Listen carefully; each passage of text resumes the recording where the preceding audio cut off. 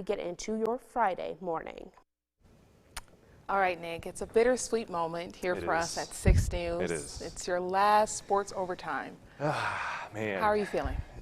Bittersweet is a perfect way to put it. Just a lot of emotions going about it, exciting for what's coming next, but definitely going to miss being here with you guys and the opportunities that I've had here at 6 News, which has been really special. Yeah, I'm going to miss you so much. When I joined the weekend team, you welcomed me with open arms. You've always been so supportive, so I'm going to feel a little lost without you here. It's be all right. You're going to have somebody who's going to step in that's going to take over real nicely. So yes. Ian is going to take over as the weekend anchor, so that'll be good. I'm looking forward to that, but I'll miss you. And I I think I'll speak for everyone here at 6 News and people throughout Michigan when I say you will be greatly missed. Oh, you guys are too special. I appreciate that. I'm going to try not to cry until the end of Sports Overtime. We're going to do more later. And when we come back, of course, we're going to talk about all of the top sports stories from today, including how the Detroit Lions are ready to put themselves in playoff contention. We're going to tell you all about it next.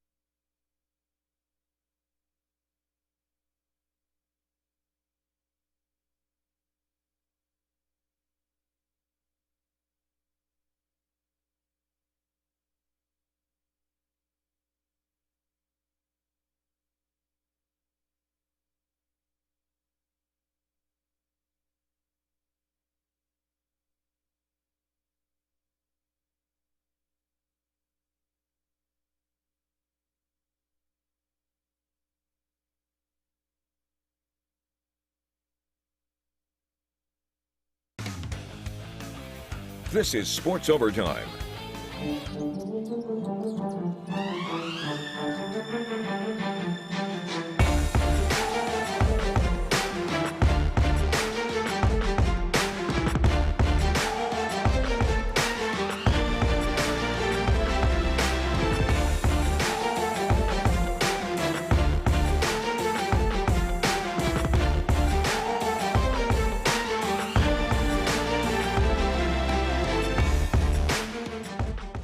Well, welcome into another episode of Sports Overtime. And for one last time, I'm your host, Nick Mantis. We're going to get to all the sappy stuff at the end of the show, but for now, we got to talk about these Detroit Lions because, believe it or not, they got a good shot at making the playoffs as a wild card team.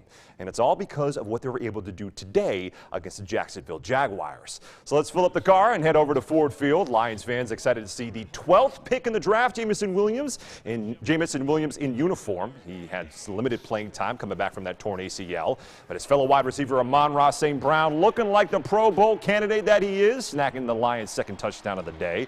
Then in the third quarter, the spinning feet and swift feet of DeAndre Swift gets into the end zone for the fourth touchdown of the rushing touchdown of the season for him. And even in special teams, kicker Michael Badgley is a weapon. He drilled 4 field goals today and tallied up a total of 16 points for the Lions. And to put the icing on the cake in this one, how about another touchdown from Amon-Ra St. Brown, a career-high 11 catches in this one for him as the Lions are going to win it big, 40-14 the final. They are now 5-7 on the season and currently a bubble team in the NFC wild card.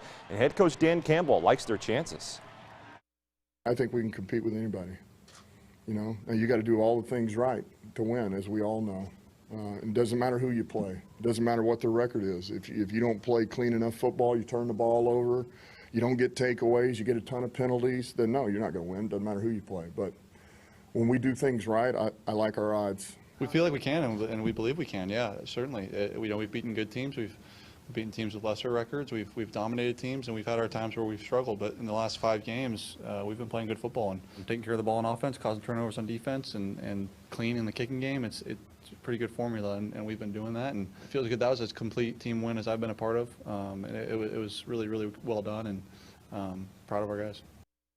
Some other great moments around the league today. Former Michigan State tight end Connor Hayward scored his first NFL touchdown against his dad, Craig Ironhead Hayward's former team, the Atlanta Falcons. Connor and his older brother Cam went to visit his dad's grave in Georgia before the game, and then Connor goes out and does this. An emotional and beautiful day for the Hayward family as the Pittsburgh Steelers went on to beat the Atlanta Falcons in a close one, 19-16.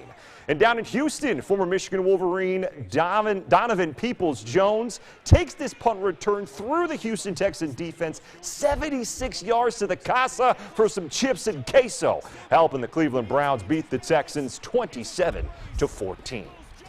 Well, speaking of some Wolverines, after beating Purdue in a dominant win last night for back-to-back Big Ten Conference Championship game titles, the college football playoffs were announced this afternoon, and the Michigan Wolverines are going to face Texas Christian University in the Verbo Fiesta Bowl on December 31st. The Wolverines held a watch party this afternoon during the selection ceremony, and many of the guys on this year's roster looking to avenge their loss to Georgia in last year's college football playoff.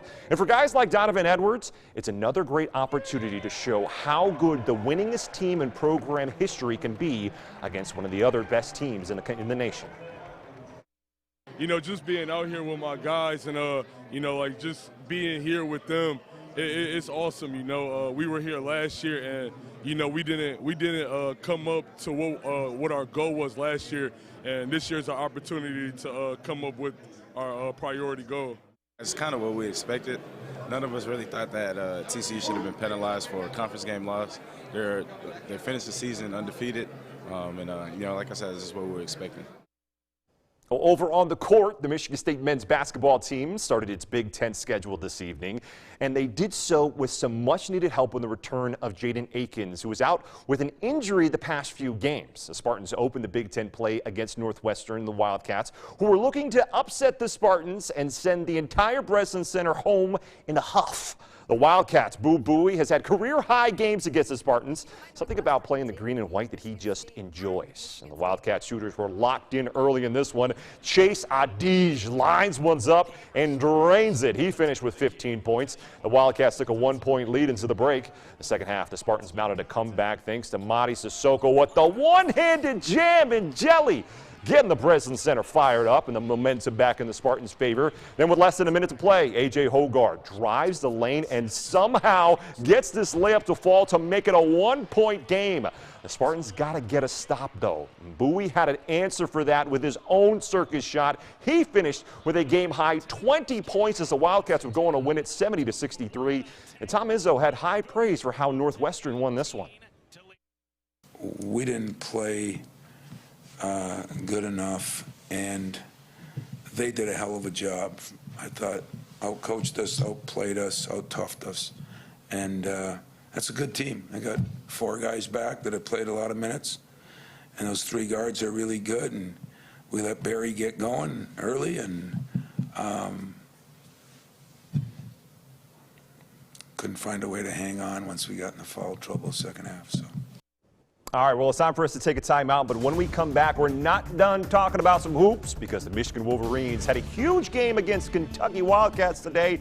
We're going to take you all the way to London, England when we come back.